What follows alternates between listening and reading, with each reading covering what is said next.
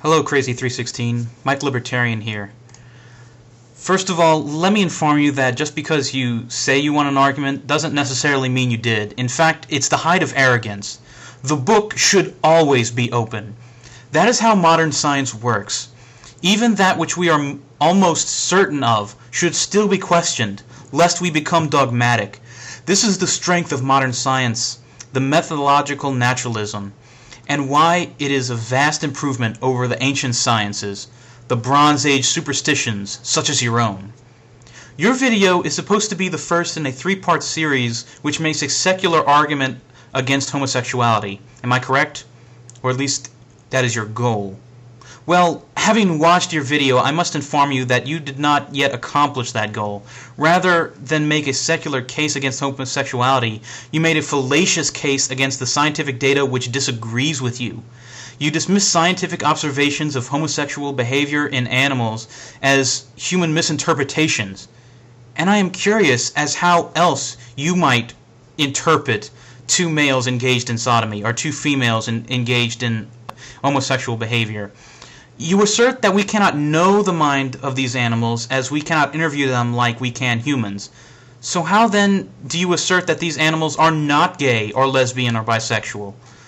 You also then assert that animals have no feelings or thoughts, or especially not at the human level of cognizance.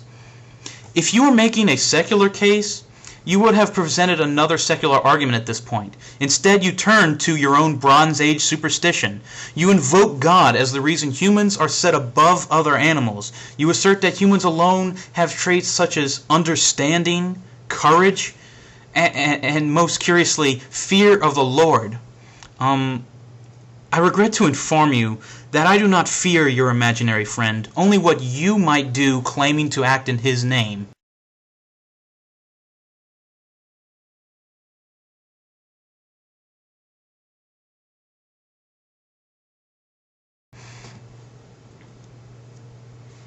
You have spent a great deal of time dismissing the scientific evidence for the normalcy of homosexuality, yet you have no new evidence of your own, only empty assumptions based on your religious belief. My favorite part of your video was when you attempted to use gay beetles, lesbian lizards, and even bestial domesticated dogs as proof that homosexuality doesn't really exist among other animals.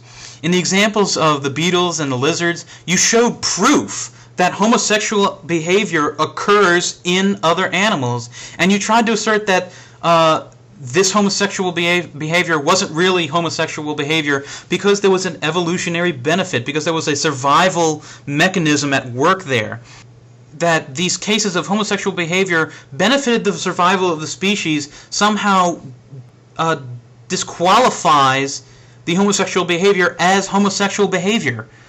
You tried to make the case in your video that homosexual behavior doesn't occur in other animals, but all you have accomplished is to make the opposite case, that there can be survival and evolutionary benefits for homosexuality, and that you yourself provided two examples of it.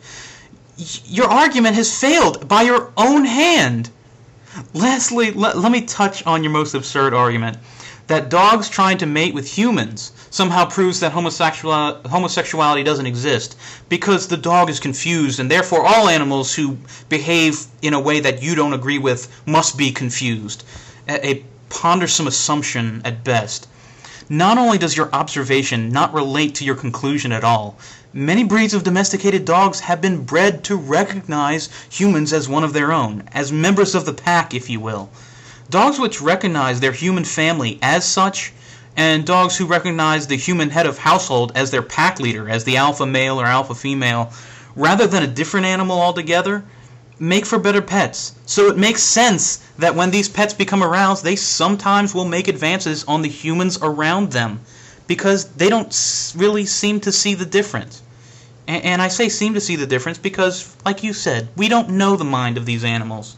But based on repeatable observations, I'm going to side with the scientists who based their life's work on studying animals, rather than your word and your religious superstitions.